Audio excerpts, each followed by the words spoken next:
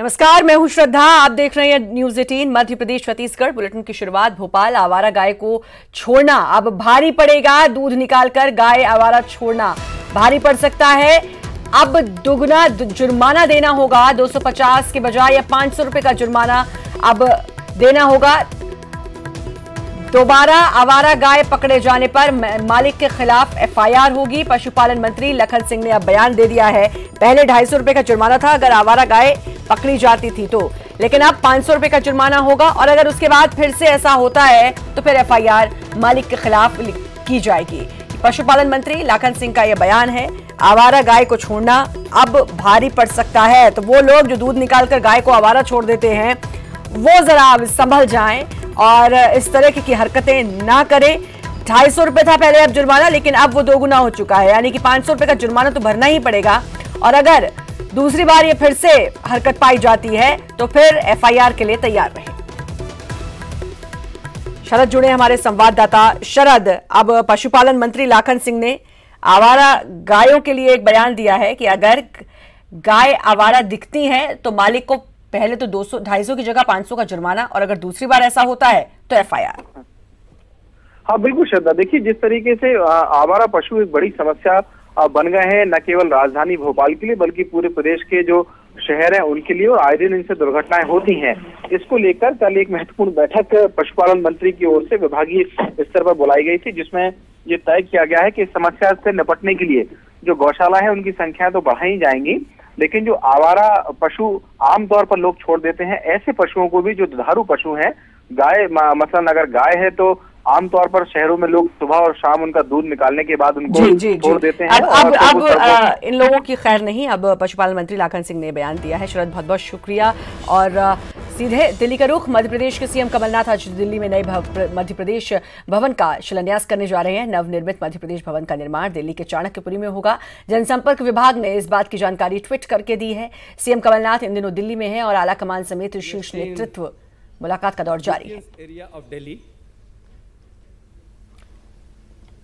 जगह की कमी को देखते हुए सर, और भवन काफ़ी पुराना हो गया था, पहले ऑप्शन था कि उसको तोड़ के वहीं बनाया जाए, बट राज्य सरकार के प्रयासों से विदेश मंत्रालय, डीडीए, एमओयूडी और गृह मंत्रालय के सहयोग से ये नई जगह हम लोग को मिली है। करीब 1.5 एकड़ की ये जगह है और एनडीएमसी से हमारा नक्शा रिकमेंड होके अर्बन आर्ट कमीशन को चला गया है सर। यहाँ एनबीसीसी को वर्क अवार्ड हुआ था, एनबीसीसी ने भी कॉन्ट्रैक्टर फिक्स कर लिए हैं और यहाँ एक्सकेवेशन का काम ऑलरेडी प्रारंभ हो चुका है सर। सर, इस भवन के डिजाइन एलिमेंट में मध्य प्रदेश की धरोहर, मध्य प्रदेश की संस्कृति का भरपूर ध्यान रखा गया है और मध्य प्रदेश के आर्टिफैक्ट्स, वर्ल्ड हेरिटेज साइट का प्रतिबिंबन इस भवन में होगा सर। दिस इज गृह certified building, that is green rating for integrated habitat assessment, and गृह is a rating system for green buildings in India and it's tool to facilitate design, construction, operations of a green building and in turn measures greenness of building in India. यह भवन गृह 3+ की rating इसको मिली है sir, और हम sewer treatment plant, waste treatment plant सारा इसी में रखेंगे। कोई हमारा वेस्ट या पानी बाहर नहीं जाएगा। एनबीसीसी को सर एजेंसी बनाया गया है और कॉन्ट्रैक्ट अवार्ड किया गया है और मुझे लगता है कि 2021 में इस भवन का हम लोग 2020 के अंत तक उद्घाटन कराने की स्थिति में रहेंगे सर। ये पूरा टर्न की कॉन्ट्रैक्ट है, फर्नीचर, इंटीरियर्स, ये सब एक ही कॉन्ट्रैक्ट का पार्ट है, so that there is no mismatch in completion of the work. मैं मध्य प्रदेश भवन की ओर से माननीय मुख्यमंत्री जी, माननीय सामान्य प्रशासन मंत्री जी को आश्वस्त करना चाहूँगा कि समय से गुणवत्तापूर्वक और एक मध्य प्रदेश की शानदार बिल्डिंग हम लोग बनाएंगे।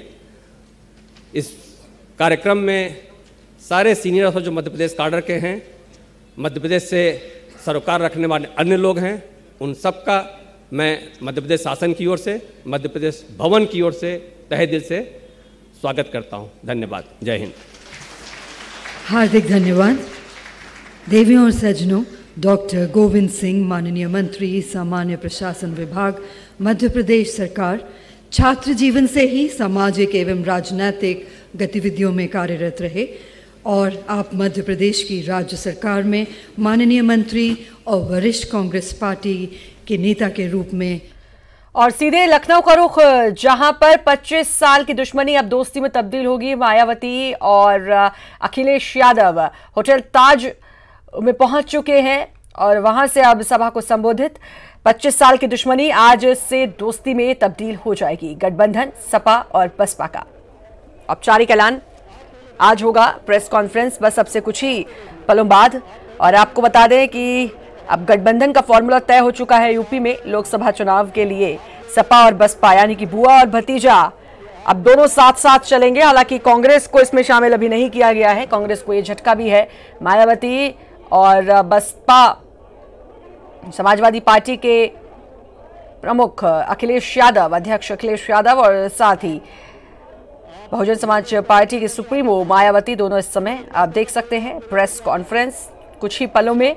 उसके बाद औपचारिक ऐलान इस गठबंधन का। यूपी में गठबंधन का फॉर्मूला तय हो चुका है।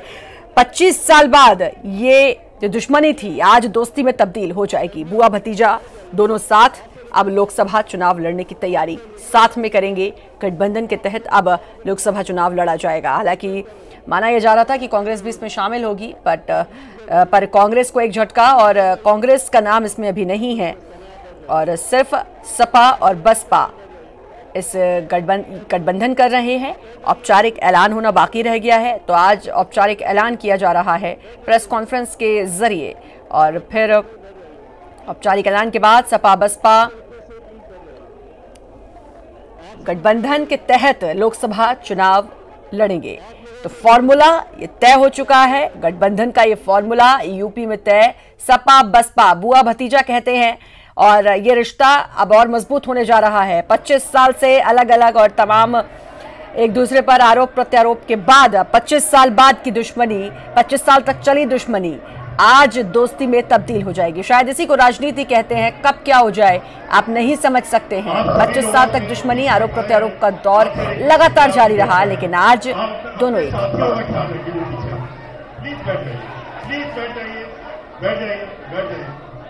धन्यवाद, बहुत बहुत धन्यवाद।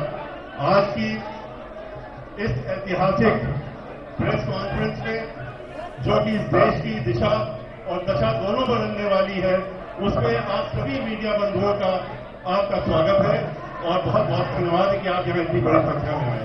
अब इस मैं चाहूंगा कि आप लोग अगर शांति बनाए रखें, 1 मिनट के लिए शांति बना लें, तो मैं अपने राष्ट्रीय नेताओं से रिक्वेस्ट करूंगा कि वो प्रेस कॉन्फ्रेंस शुरू करें।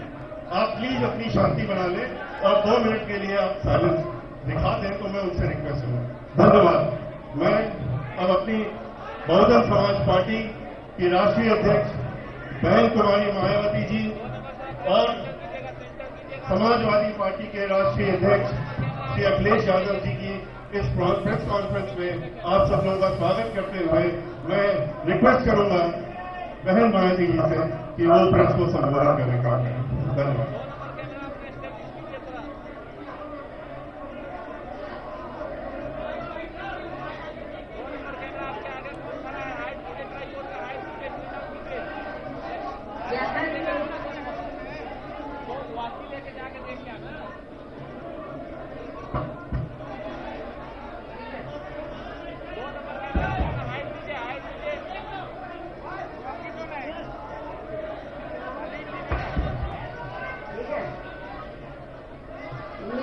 बंधुओं, जैसा कि आप लोगों को ये विदित है कि आज बहुजन समाज पार्टी और समाजवादी पार्टी के दोनों नेशनल प्रेसिडेंट की, मुखिया की ये संयुक्त व खासकर प्रधानमंत्री श्री नरेंद्र मोदी की तथा बीजेपी के राष्ट्रीय अध्यक्ष श्री अमित शाह की अर्थात इन दोनों गुरु व चेले की नींद उड़ाने वाली अति महत्वपूर्ण एवं ऐतिहासिक प्रेस कॉन्फ्रेंस हो रही है।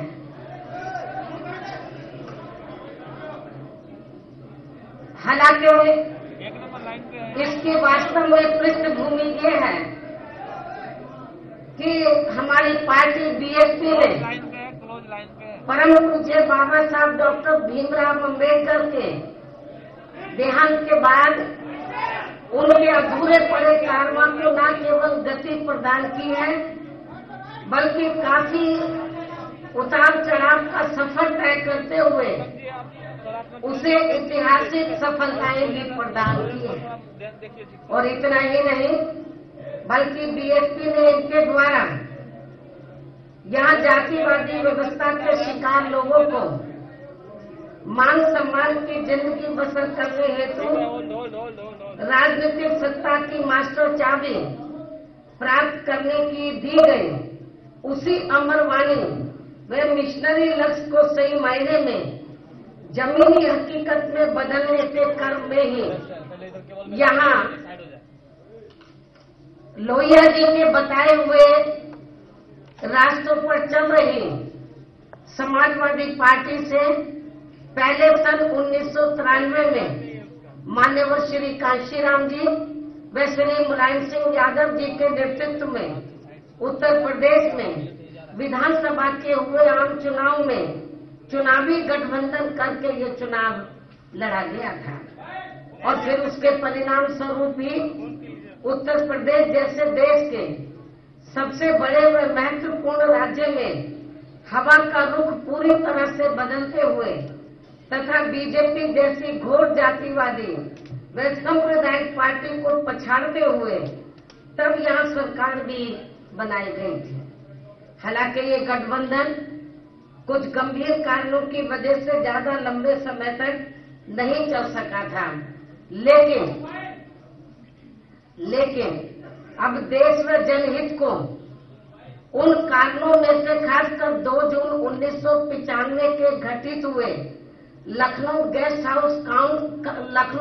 हाउस कांड से भी ऊपर रखते हुए, यानी कि देश व जनहित को इस कांड से भी ऊपर रखते हुए एक बार फिर हमने यहाँ देश में लगभग उसी प्रकार की दूषित राजनीतिक व सांप्रदायिकता के माहौल के मद्देनजर रखते हुए आपस में चुनावी समझौता करने का फैसला लिया है। और ये भी सर्वविदित है कि जैसे उस समय सन 1990 के आसपास बीजेपी की घोर जातिवादी संकीर्ण सांप्रदायिक व अयोध्या मामले को लेकर धार्मिक उन्माद एवं हिंसा आदि के जहरीले माहौल के काले साए के कारण आम जनजीवन जिस प्रकार से प्रभावित था, तो उससे देश की आम जनता बुरी तरह से त्रस्त व त्राही कर रही थी।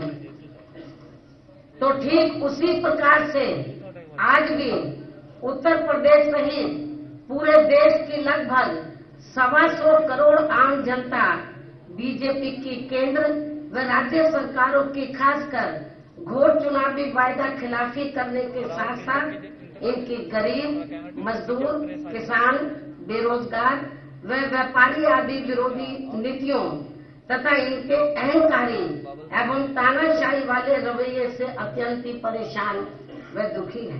तो ऐसे हालातों में एक बार फिर से बीएसपी व सपा ने व्यापक जनहित व देश हित को ध्यान में रखकर खासकर उत्तर प्रदेश में एकजुट होने की काफी जरूरत महसूस की है। और इस संबंध में सर्व समाज की आम जन भावनाओं का पूरा कदर करते हुए तथा इनको पूरा आदर सम्मान देते हुए देश में लोकसभा के शीघ्र ही होने वाले आम चुनाव में पूरे जन संतोष वाला चुनावी गठबंधन करके ये चुनाव लड़ने का फैसला किया है और जिसकी आज ही घोषणा भी कर दी जाएगी, जो निश्चित तौर पर ये इस नए वर्ष सन 2019 में एक प्रकार से नए राजनीतिक क्रांति का संदेश ही माना जाएगा तथा जो देश के संविधान को उसके सही व असली जनहितैषी एवं कल्याणकारी मार्ग पर चलने का रास्ता ही मुकर्रर करेगा। और ऐसे में अब बीएसपी व सपा के बड़े गठबंधन से समाज व देश को बहुत उम्मीदें भी जग गई हैं, क्योंकि यह चुनाव जीतने के लिए केवल दो पार्टियों का एकजुट होना मात्र नहीं है, बल्कि ये समाज के अधिकांश आबादी का प्रतिनिधित्व करने वाले सर्व समाज के, खासकर गरीबों, मजदूरों, किसानों, छोटे व मझोले व्यापारियों, युवाओं, बेरोजगारों, महिलाओं वे अन्य मेहनत आम जनता के साथ साथ दलितों, शोषितों, पिछड़ों, मुस्लिम वे अन्य धार्मिक अल्पसंख्यकों के हितों की रक्षा एवं इनका प्रतिनिधित्व करने वाली एक शक्ति भी है, जो आगे चलकर देश के बेहतर कल को बनाने वाली सामाजिक परिवर्तन एवं आर्थिक मुक्ति के मिशनरी लक्ष्य की प्राप्ति का एक खास सामाजिक एवं आर्थिक क्रांति का आंदोलन भी बन सकता है। इसके साथ ही वैसे आपको ये भी मालूम है कि देश में पिछले लोकसभा और उसके बाद उत्तर प्रदेश में विधानसभा के हुए आम चुनाव में भी बीजेपी ने जिस प्रकार से केंद्र व उत्तर प्रदेश में यहाँ बेईमानी से अपनी सरकार बनाई है और जिनकी गलत नीतियों व गलत कार्य प्रणाली आदि से जनता आज बहुत ज्यादा दुखी है, जिसे अति गंभीरता से लेते हुए फिर ऐसी जन विरोधी पार्टी को आगे सत्ता में आने से रोकने के लिए हमने पहले ही यहाँ उत्तर प्रदेश में कुछ लोकसभा व विधानसभा की सीटों पर हुए उपचुनाव में इनके अधिकांश उम्मीदवारों को हरा के इसकी शुरुआत भी कर दी है। जबकि इन चुनावों में कांग्रेस पार्टी के उम्मीदवारों की तो जमानत ही जब्त हो गई थी और फिर इसके बाद से पूरे देश में यह आम चर्चा शुरू हो गई कि उत्तर प्रदेश में 80 लोकसभा की सीटें हैं और यदि बीएसपी व सपा यहां गठबंधन करके लोकसभा का आम चुनाव लड़ते हैं तो फिर इस बार केंद्र में बीजेपी को सत्ता में आने से जरूर रोका जा सकता है।